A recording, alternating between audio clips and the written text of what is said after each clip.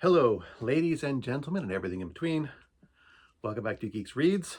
Let's try and get back to the swing of things here. Today I want to talk about Wall of Storms by Ken Liu. It is the sequel to The Grace of Kings, also by Ken Liu. Takes place several years after the start of the finale of the last book. Kuni is emperor. Gia is empress. Risana is his consort. There's a fourth child. In addition to the two oldest boys and the daughter, there's now a second daughter. Ken had taken an extra wife to try and make alliances with other noble families, and she had died in childbirth. So Kuni basically announced that there would be no more marriages, as he took that as a sign that the gods did not favor him having additional wives. The story basically opens up with three of Kuni's children, the oldest three, kind of have escaped the palace to just be among normal people, to cause, to break the rules, basically. The oldest son is very dutiful, very intelligent, very studious, very much a rule follower, very much seeks to be the example. The second son is very much like Kuni was when he was a kid, a troublemaker, mischief maker. The daughter is somewhat between the two. She is clever.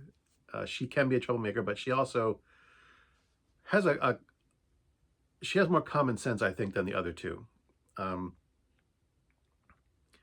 They all have distinct personalities, and I think that's a good. That's one thing that I will say that Ken Liu does very, very well. He does write good characters. They are well written and believable to a certain degree. Some characters more than others. I think the three children are done well. I think Kuni, Gia, and Risana are done well.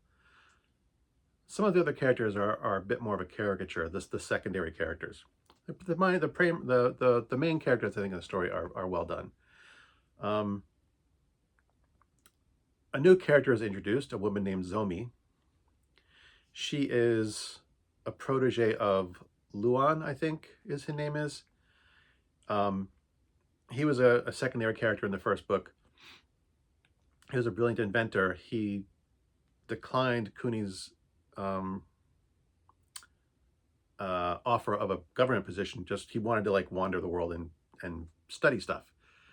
He encounters this poor girl in a fishing village and takes her under his wing. There's also some backstory and future story about an expedition where the previous emperor been sent overseas to discover another civilization, another kingdom.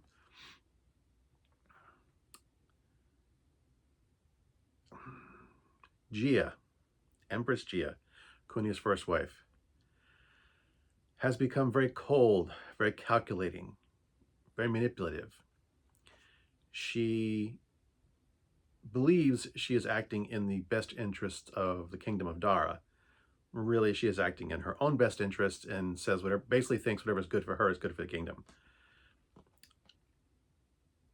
She's doing this very much behind the scenes, very much behind Kuni's back, because she is basically looking at any potential threats to Kuni's power and any potential threats to her son taking over the throne, and is doing her best to eliminate them as coldly and as secretly as possible. She's basically setting up plots behind plots, wheels within wheels. Yeah, she's not a fun person to read about, in my opinion.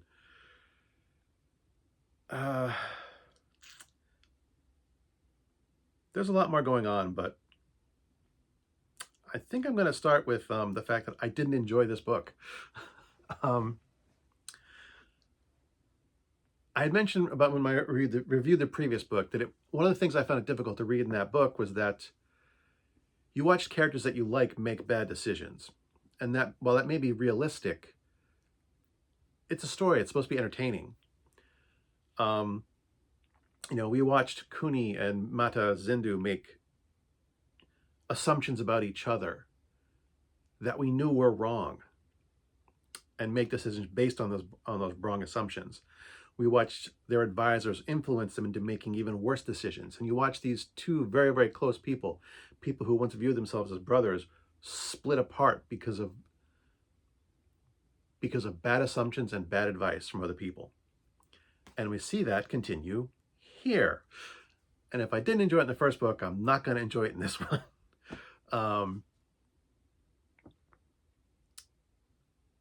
The other thing I want to mention that I really kind of frustrated me is that I placed the bookmark here for a reason. This is approximately 260 some odd pages in. This amount of the book is basically nothing but plot exposition. There's maybe 10% real story in there, and the rest of it is backstory. It's plot. It's explaining the world. It's explaining the relationships. Half of this is Zomi's origins. We go back to watching her as a child. We learn about her father and her brothers and her mother, and what happened to them and what happens to them, and her poor childhood, and how she is a brilliant child who is kind of neglected and ignored because her mother has to work to make up for her father and brothers either being drafted for the war or for other reasons for the previous emperor. All the things that 250 pages or more, nothing but backstory, nothing but plot exposition. It's like by the time I got to the meat of the story, I was bored, which really sucks because the story does get interesting, but by the time it got interesting, I didn't care anymore. There is some really good stuff in here. The emperor's three oldest children, which we spend the most time with, I think his oldest son's name is Timu. Firo is the second son. Thera is the daughter. I think the fourth daughter's name is Farah. I like watching the dynamic of the four children. Mostly the three. Mostly, you don't get the fourth one until later as the kids have gotten older. She starts becoming more prominent. The three oldest are the closest to each other and to their parents. One of the things that I noticed as I was reading this is that it's structured like a television show, in that we see everything that goes on among everyone. If you're watching a TV show or a movie, you frequently see what the villains are doing. We see what other characters are doing. The story pops back and forth, whereas when a lot of the books, you usually only see the point of view of one or two characters. And in this, we're really not seeing the point of view of anyone. We'll occasionally get like their thoughts and stuff, but a lot of this is very much pulled back. We are very much an observer and not a participant in this story. More so than in a lot of other books. I don't feel like I am drawn into this story. It's a good story, but unlike a lot of other stories where we're actually looking at things from the character's point of view, it's more like we're a camera. This feels more like a TV show or a movie to me than what I'm used to reading from. It's a different point of view. And it wasn't something that I really disliked, but I think it did help me. It did hurt me, or hurt my experience. It hindered my ability to get invested in the story.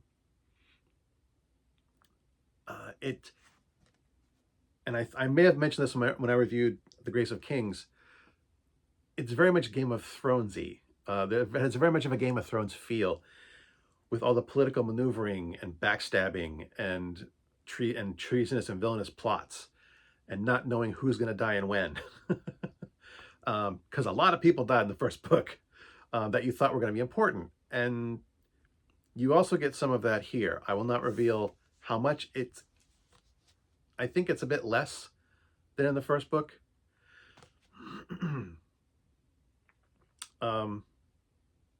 But I think the cast of characters is also smaller. They really had a big cast of characters in the first book.